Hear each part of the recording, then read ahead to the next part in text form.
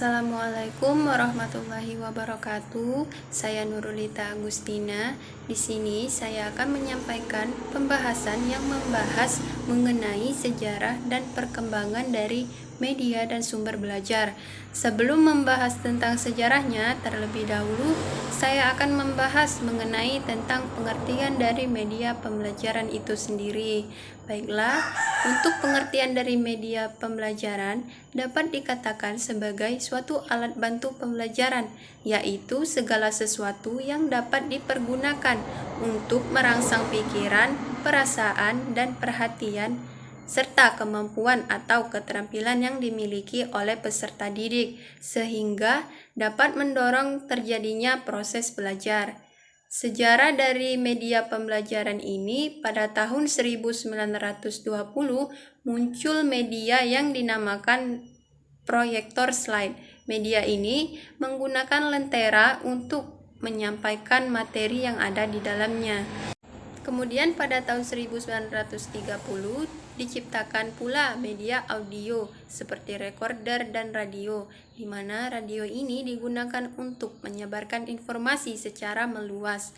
Kemudian berkembang pula media audio visual yang mengkombinasikan antara informasi gambar dengan suara pada tahun 1943 sampai 1945. Media ini digunakan oleh Angkatan Senjata Amerika dan diciptakan sekitar 400 film pelatihan untuk melatih serta menyiapkan pasukan perang di Amerika.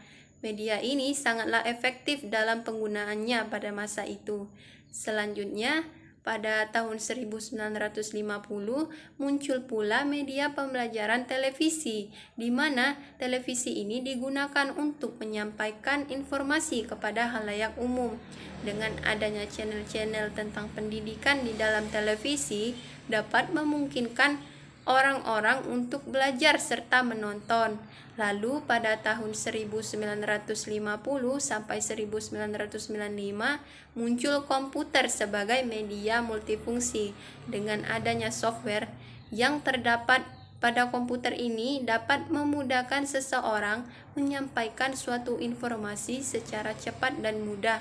Dan pada abad ke-21, tepatnya pada tahun 2001 sampai sekarang ini, muncullah media pembelajaran yang berbasis ICT. Semua gadget dapat terkoneksikan ke dalam internet. Melalui internet, seseorang dapat mengakses informasi secara global dan dapat belajar online dengan e-learning. Selain itu, seseorang juga dapat membaca buku elektronik. Oleh karena itu, dengan hal ini, semua orang juga dapat belajar di mana saja tanpa terhalang oleh ruang dan waktu. Kemudian untuk fungsi dari media pembelajaran, yang pertama, menarik perhatian siswa, yang kedua, mengatasi keterbatasan ruang dan biaya, yang ketiga, mengakomodasikan perbedaan tipe gaya belajar pada siswa, yang keempat, untuk mencapai tujuan pembelajaran secara efektif, dan yang kelima, memperjelas penyampaian pesan. Kemudian pembahasan selanjutnya mengenai sumber belajar. Untuk pengertian dari sumber belajar ini adalah semua bahan yang dapat memberikan informasi, baik berupa data, orang, ataupun wujud tertentu yang dipakai oleh peserta didik dalam proses pembelajarannya untuk mencapai tujuan belajar atau kompetensi tertentu. Dalam sejarah perkembangan sumber belajar ini, yang pertama, sumber belajar praguru, di mana pada zaman praguru sumber belajar yang utamanya adalah orang yang berada di dalam lingkungan keluarga atau kelompoknya, karena sumber belajar lainnya dianggap belum ada ataupun masih sangat langka pada saat itu. Untuk isi pesan itu sendiri, ada yang menyajikannya dengan isyarat verbal dan ada yang menggunakan tulisan. Perbedaan ini terletak pada tingkat kemajuan peradaban masing-masing dari suku bangsa itu sendiri. Untuk sumber belajar, jumlahnya masih sangat langka, sedangkan untuk pencari pengetahuannya, jumlahnya melebihi dari sumber belajar yang tersedia. Maka pengetahuan ini diperoleh dengan coba-coba sendiri. Oleh sebab itu, kondisi pendidikan masih sangat sederhana dan berada di bawah kontrol keluarga dan masyarakat yang berada di sekitarnya. Pendidikan masih tertutup, rumusan pendidikan pun tidak dirumuskan dalam kurikulum sehingga tidak ada keteraturan isi pembelajaran. Kemudian yang kedua, lahirnya guru sebagai sumber belajar utama. Pendidikan pada masa praguru tahap demi tahapnya pun berubah.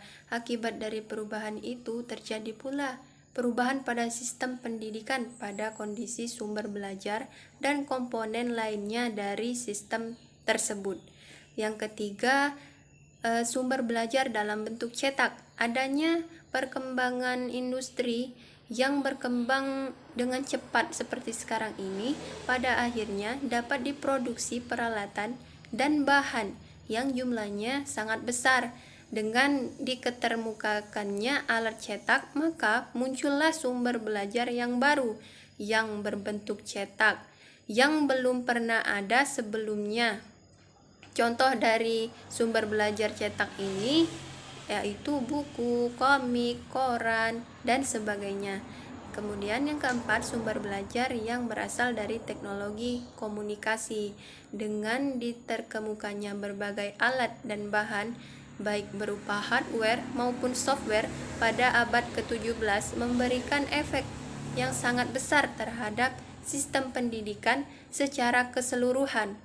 Pengertian teknologi dalam pendidikan populer dengan istilah audiovisual, yakni pemanfaatan bahan-bahan audiovisual yang berbentuk kombinasi lainnya dalam sistem pendidikan karena pengaruh-pengaruh ilmu sosial seperti psikologi, sosiologi, komunikasi, ataupun teori belajar, maka cara mendesain sumber belajar lebih terarah, lebih spesifik, dan disesuaikan dengan karakteristik pendidik.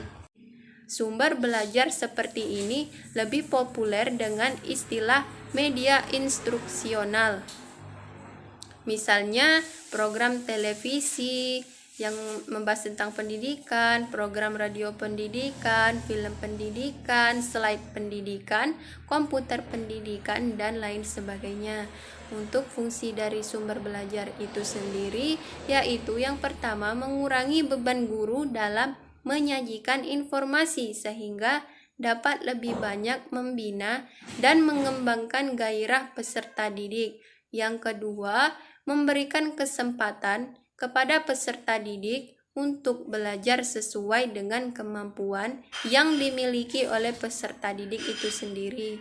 Yang ketiga, perencanaan program pembelajaran yang lebih sistematis. Yang keempat, meningkatkan kemampuan manusia dalam penggunaan berbagai media komunikasi. Kemudian, untuk perbedaan antara sumber belajar dan media belajar ini, sumber belajar memberikan pengetahuan yang luas dan bukan sebagai alat perantara, namun sebagai asal suatu pembelajaran yang bersifat mandiri. Sedangkan untuk media belajar yaitu merupakan alat yang menyampaikan informasi atau pesan-pesan dari guru kepada peserta didik untuk merangsang pikiran, kemauan, dan perhatian peserta didik sehingga terdorong terjadinya proses belajar. Baiklah, sekian yang dapat saya sampaikan. Lebih dan kurangnya saya mohon maaf. Saya ucapkan wassalamualaikum warahmatullahi wabarakatuh.